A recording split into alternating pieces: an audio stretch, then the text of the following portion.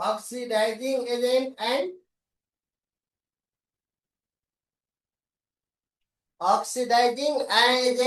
के छ हाम्रो and reducing agent. Oxidizing agent and एउटा question लेखौं. Which of the following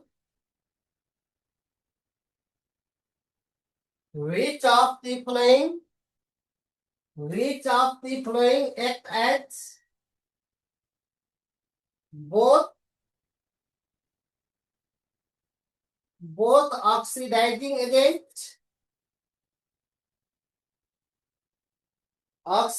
agent and K reducing agent. Which of the following act as both oxidizing agent and के छ reducing agent. कुन हाम्रो oxidizing agent and reducing agent दुईटैको काम गर्छ. Option A मा H2SO4, option B मा H2S, option C मा SO2, option D मा all of the above.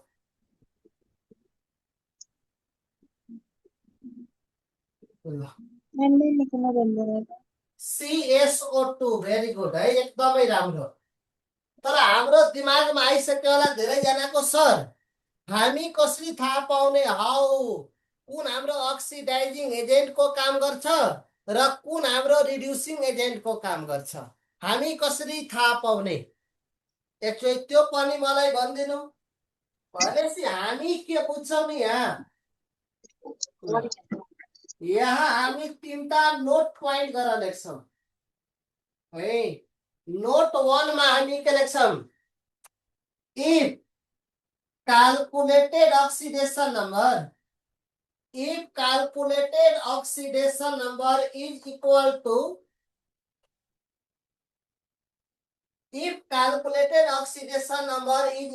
to के सँग maximum oxidation number. If calculated oxidation number is equal to maximum oxidation number, then act as oxidizing agent. If calculated oxidation number is equal to maximum oxidation number सँग equal छ भने then यसले के को काम गर्छ oxidizing agent को काम गर्छ. नोट पॉइंट मा 2 नंबर मा लेख्ने if calculated oxidation number is equal to minimum oxidation number, then act as reducing agent. If calculated oxidation number हाम्रो maximum oxidation number सँग इक्वल छ भने oxidizing agent को काम गर्छ. तर if calculated oxidation number is equal to minimum oxidation number सँग equal छ भने यसले reducing agent को काम गर्छ. थर्ड मा हामी के लेख्छौं if calculated oxidation number in between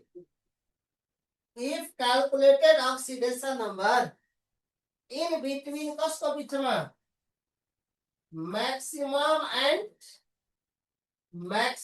and minimum oxidation number. If calculated oxidation number in between maximum and minimum oxidation number,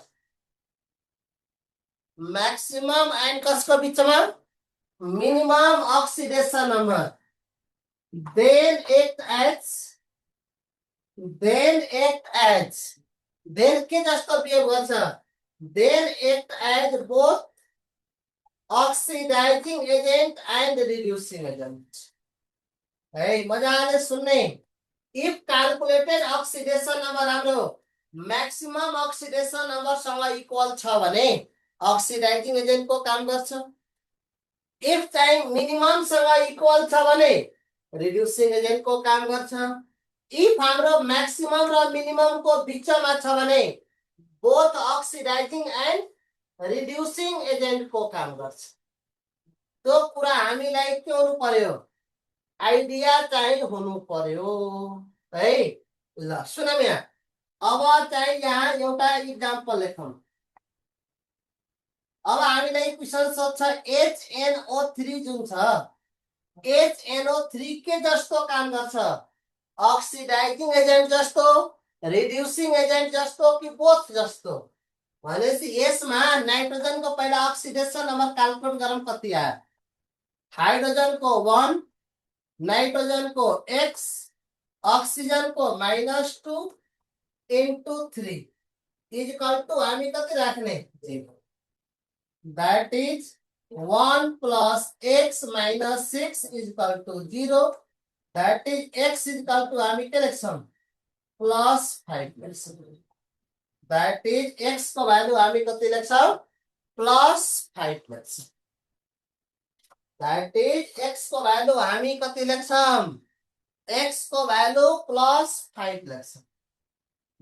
अब निकालौँ नाइट्रोजन को मैक्सिमम र मिनिमम कति हुन्छ। नाइट्रोजन 7 नंबर 2 5 भनेको आउटर मोस्टमा 5 वटा छ भने यसको मैक्सिमम अक्सिडेसन नम्बर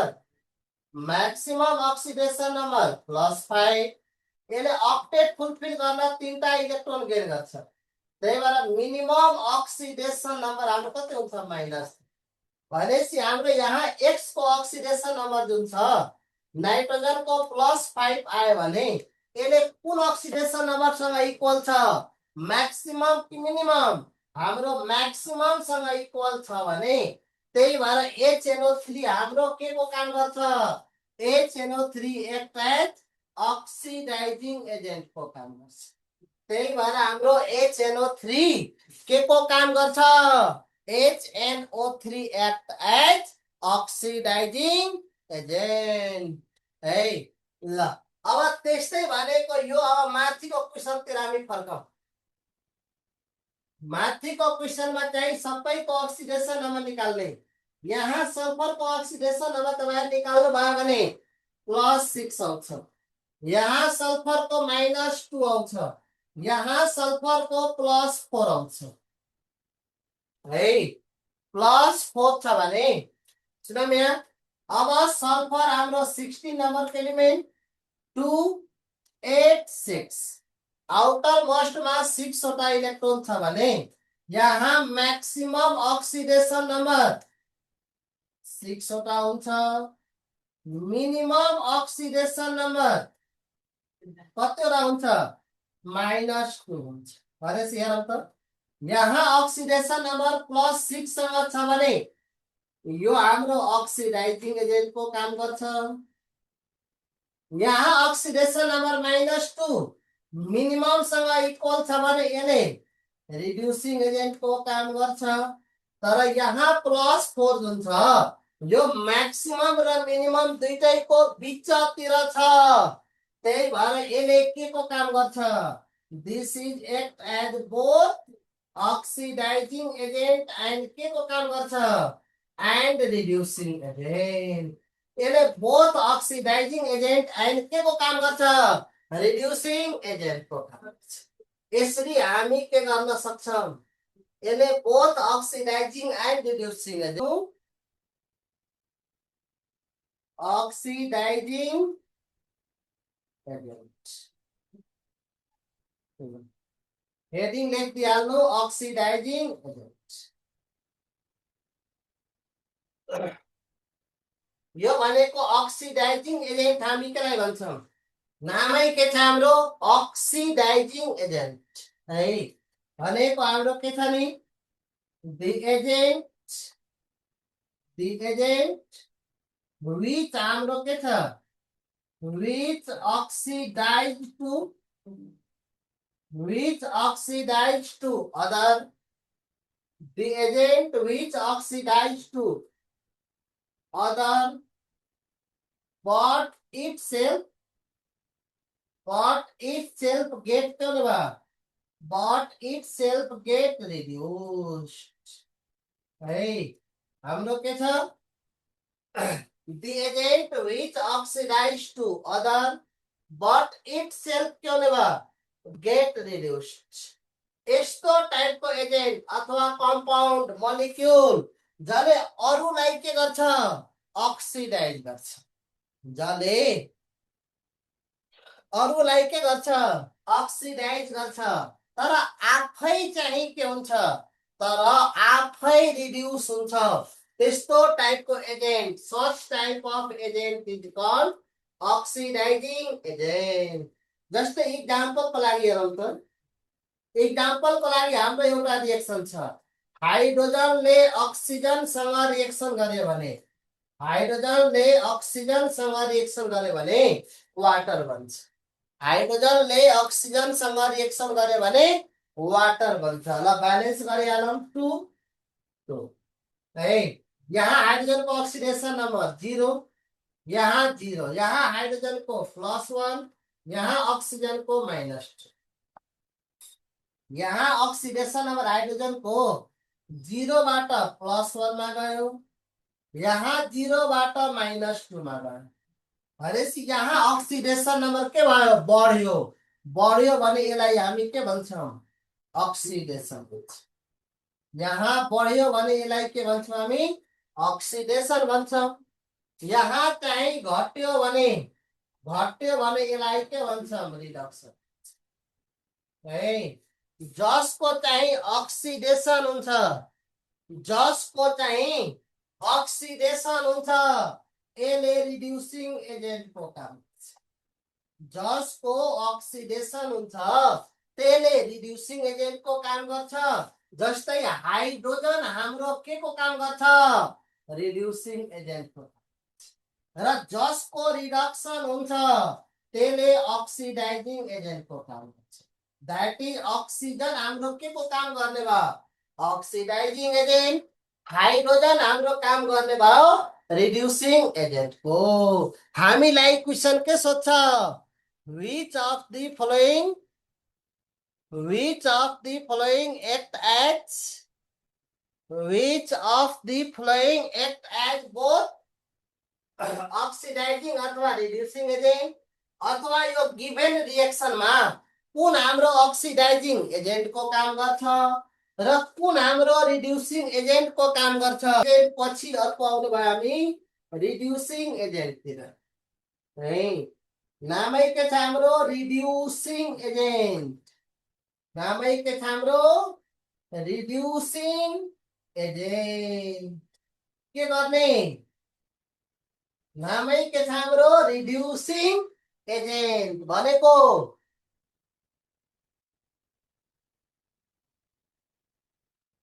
रिड्युसिङ को मिनिङ के छ जसले अरूलाई रिड्युस गर्छ तर आफै अक्सिडाइज हुन्छ है के भन्छ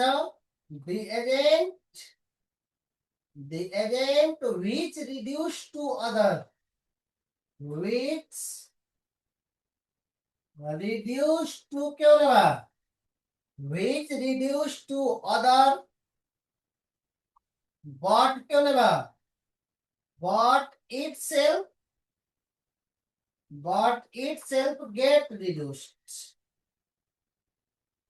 but itself के हुने भयो but itself get reduced जसले अरूलाई के गर्छ है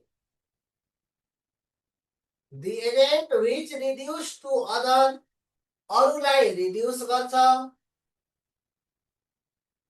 but itself get हाम्रो के हुने भयो रिड्युस चाहिँ भएको छ दुईटै but itself get oxidized अरूलाई रिड्युस गर्छ फोर्थ टाइप को रिएक्सन मा लेख्छौं हामी Redux reaction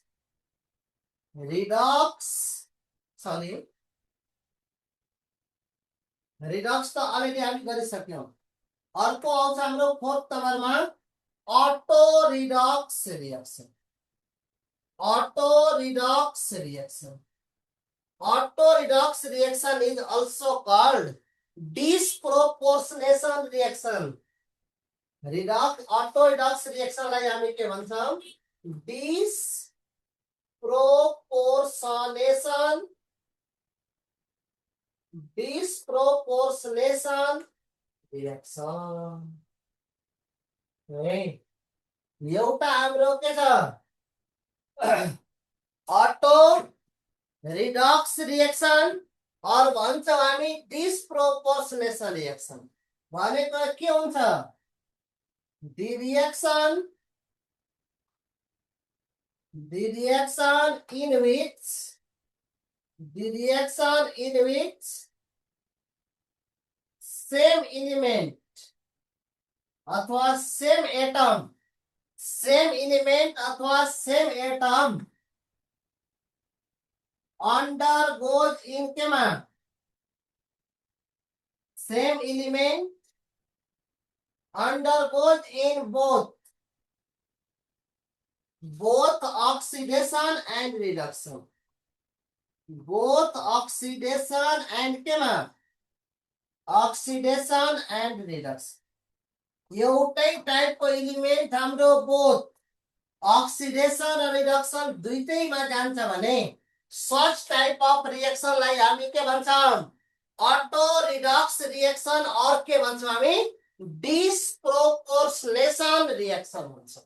that is example को लागि हेरौं त हाम्रो NaOH लाई Cl2 सँग रिएक्सन गर्दाखेरि हाम्रो प्रोडक्ट यहाँ बन्छ NaCl प्लस के भन्छ NaClO3 भन्छ plus H2।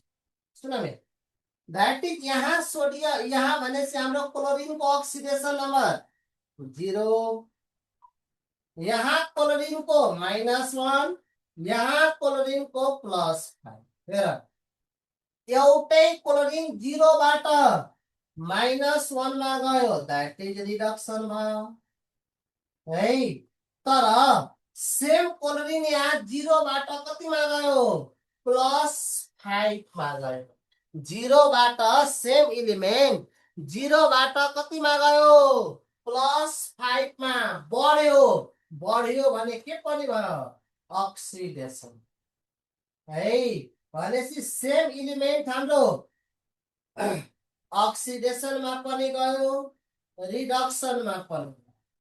Same element undergoes in both oxidation and केमा ऑक्सीडेशन एंड रिडक्शन। जलाई हामी के भन्छौं जलाई भन्छौं हामी अटो रिडक्स रिएक्शन अथवा डिस्प्रोपोर्सनेसन रिएक्शन भन्छ। भनेको यसमा एउटै एलिमेंट केमा जानु पर्यो ऑक्सीडेशन मा पनि जानु पर्यो रिडक्शन मा पनि जानु पर्यो। ल भनेपछि